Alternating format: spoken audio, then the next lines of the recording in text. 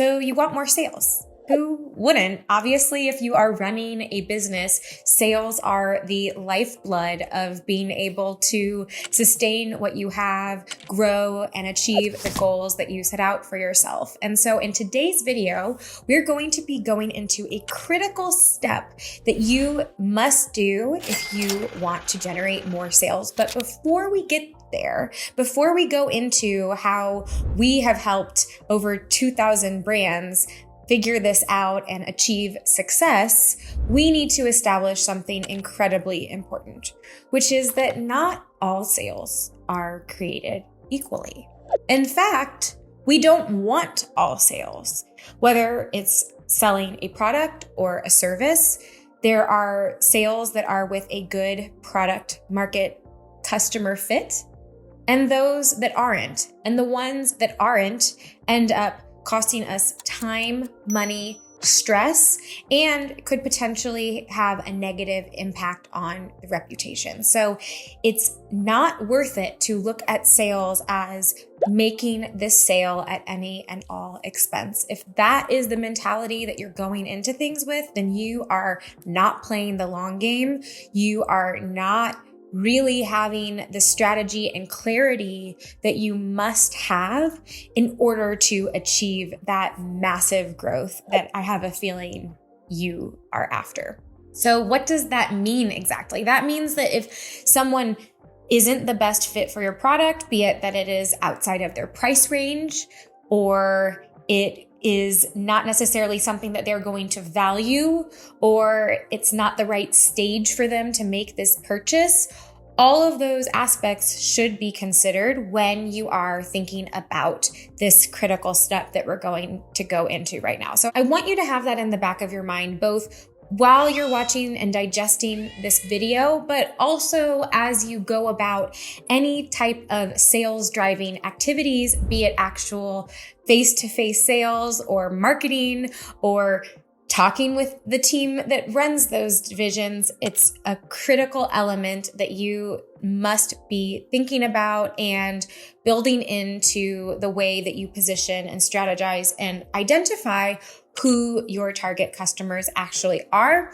If you don't know how to do that, then creating a customer avatar is a fantastic place to start. I have a video that goes into this that I'll be sure to drop in the link below. So I'm sure that you are wanting to know, Emma, what is that thing that we must do?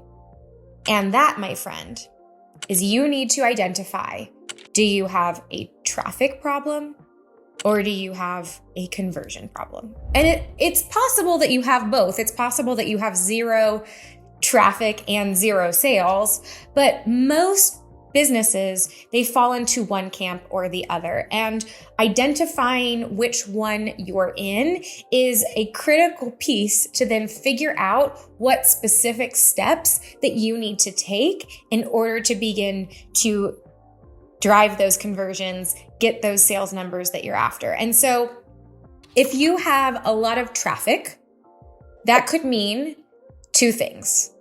One, it's not the right traffic. So going back to the beginning of this conversation and thinking about how you need to make sure that you have the right people that you are targeting, and you need to know that, and you need to understand that, and you need to make sure that there is a good fit and a desire for what it is that you're selling within that target group of people. So it's possible that you're driving traffic, but they're not the right traffic.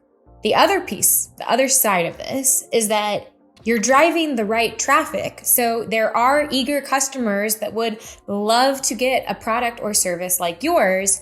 However, they are not being sufficiently convinced that your business is offering the solution that they're looking for. Either you're not as trustworthy as you need to be, either you're not communicating as clearly about the benefits of the product or service that you're selling.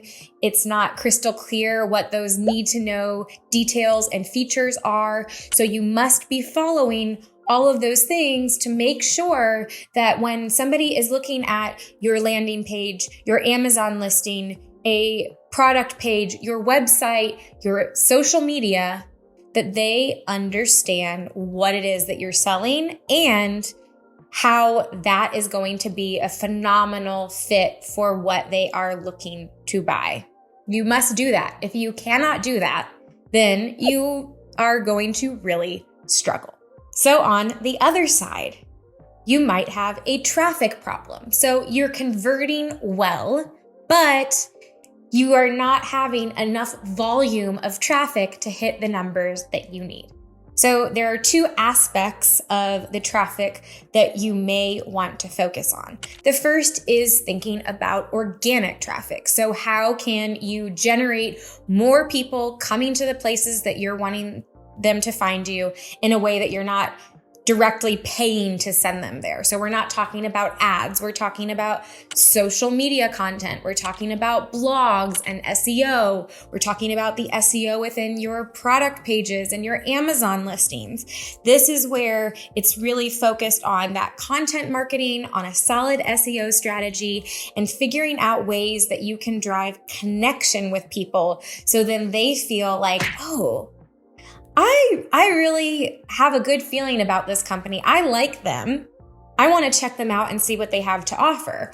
Or if it's something that is more just directly in the sphere of people looking for a product or service to buy, then when yours comes up on the first page of results, they click into it and they feel excited like, yes, I think this is the right solution for my needs. So you need to be thinking about things from an SEO perspective. You need to be thinking about ways that you can create valuable content that people, specifically the customers that you're looking to target, are going to want to engage with.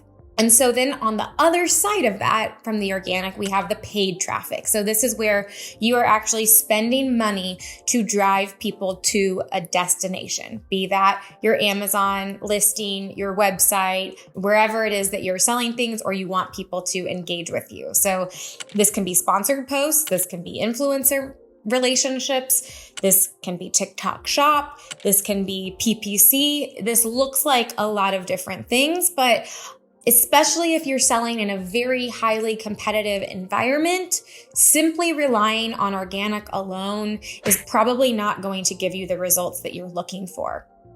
However, at the same time, if you are only relying on generating paid traffic and you are neglecting the organic traffic part, then you are missing out on long-term being able to rank higher where you want to rank higher, and also being able to cut down on that paid traffic cost over time. Because as you begin to rank higher organically, then you may not have to be spending as much money in order to actually get in front of the people that you're wanting to get in front of. So both of these are critical. But if you're trying to figure out how do I actually drive more money, then you need to figure out which problem is most acute. And if you're just starting out, then you're going to need to figure out how to do both of these things. There's a lot of complexities. So which camp do you fall in? Are you struggling with your traffic or conversions? I'll put a couple of videos that I recommend that you watch next below, depending on which one that is. Now, the final piece that's super important is if you can convert better, you are going to eventually, with time, start to generate more traffic. So if you have to choose one or the other to put a little bit more focus on, I would really strongly encourage you to focus on that conversion piece, because that means that every extra dollar you spend on generating traffic is going to help you get that little bit closer to where you're trying to go. So it's going to cost less in the long run to actually convert each individual customer, and you're going to be well on your way to achieving those goals. So if you want to know how to do that, then you better watch this video that's coming up now.